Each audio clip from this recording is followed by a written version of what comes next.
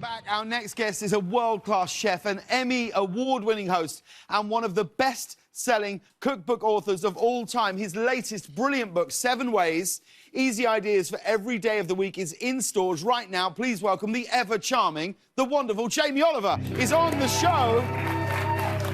Jamie, I'm so happy that you're here on the show. That I've always wanted to do this with you.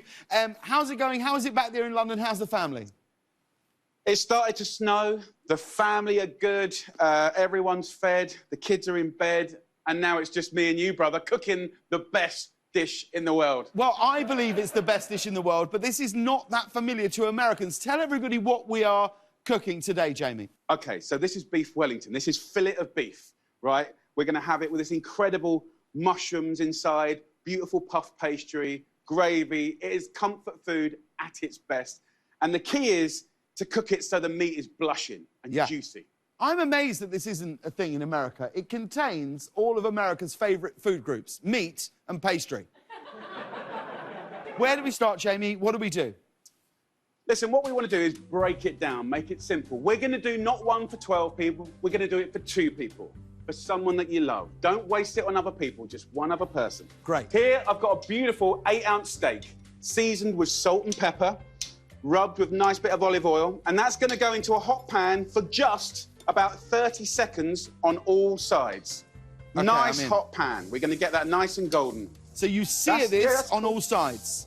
Yeah, and just move that steak around, taking advantage of all that heat. Now, the second part of this dish is the mushrooms. If we look here, we've got some lovely mushrooms. Use any mushrooms you like. We've got a little bit of red onion, some thyme, and all I'm going to do is fry those off in a little olive oil, salt and pepper, and we chop it up and we make this like mushroom pate, right? This gives it such depth of flavour. You fry it before you chop it up? Yeah, just for about 4 minutes, cook it up nice, and we're going to just whiz that up to a little pate. Super simple. Now, the next bit is a pancake. Now, I know you love a pancake, but this is the simplest recipe ever.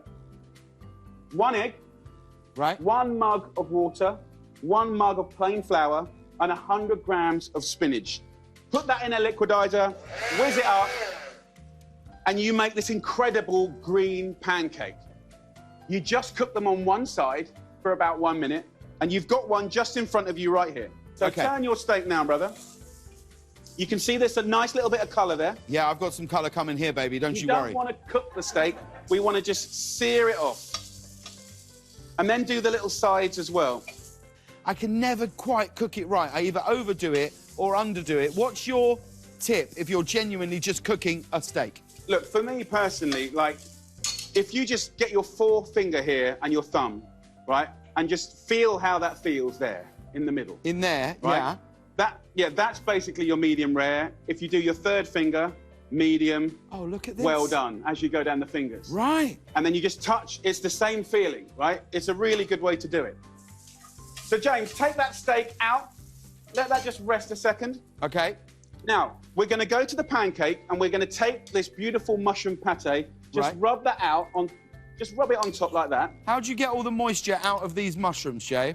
So you just cook it out. You just cook it out. Right. And then once it's at about 4 minutes and you've seasoned it up with salt and pepper, you put it in a food processor, or you can use a knife, and you just basically blend it to make this beautiful pate. Now, the reason we got this steak done, we let this steak cool down, and we place it on top. OK. And then the next bit could not be easier. We're going to take 1 corner of the plastic. Feels like it could be easier already. What? No.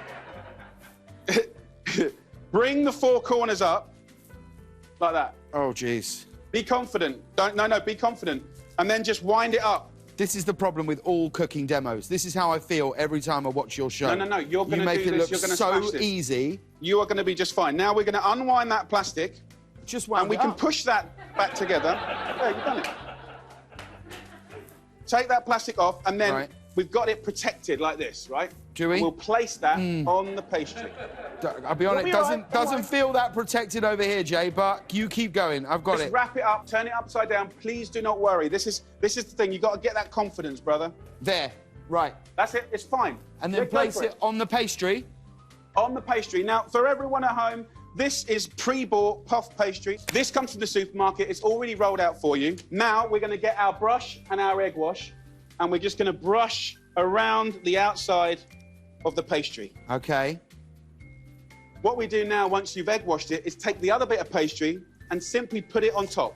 Be confident, don't be stressy. I'm not stressy, babe. I'm all on.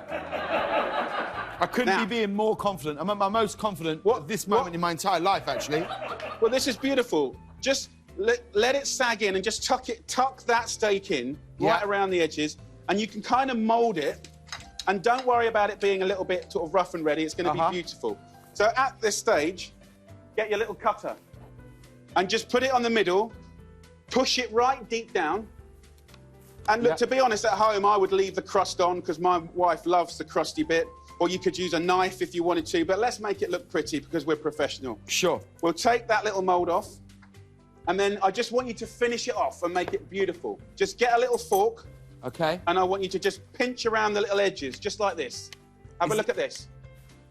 OK, yeah, I am right. Just to seal I am the deal. right with you here, brother. This is fantastic. But what you have to remember is this is a special dish. It's something to get excited about. It's special occasions, and we've now made it into the best Christmas present ever. Well, you say that. I think if I take this home to my wife, she won't agree, but go on. Is she vegetarian? No, I just think she'd be disappointed if I brought home any dish from work. It's not a slant on you. So let's bang that in the oven. We're going to cook this, very importantly, for 25 minutes at 425 degrees Fahrenheit. Wow, that's high. So this goes into the oven. Yep. And we put it at the bottom of the oven. And now is the bit that you want, James. Come on, let's get into this. Come on now. Here is the one that you've cooked. That's it. Now get your big chopper, James. Yeah. And I want you to just nicely cut this in half and show the audience how beautifully you've cooked this steak.